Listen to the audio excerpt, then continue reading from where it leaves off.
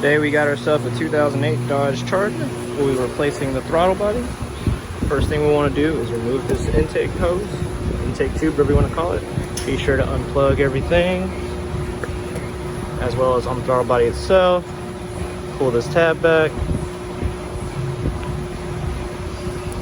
Oh, okay. Just pull it out. Then we'll move this and we'll go ahead and get the throttle body next. Now that the intake hose tube has been removed, we're just going to remove 4 10mm bolts, which will bring out the throttle body. As you can see, we have the old throttle body and the new one here.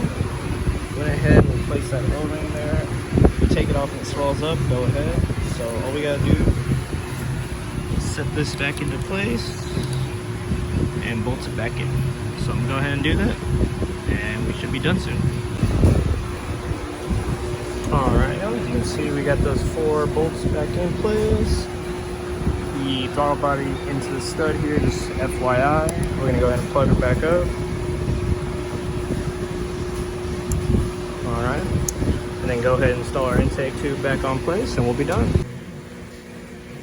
So a quick FYI, you guys, once you install a throttle body, you're going to have to relearn the ETC.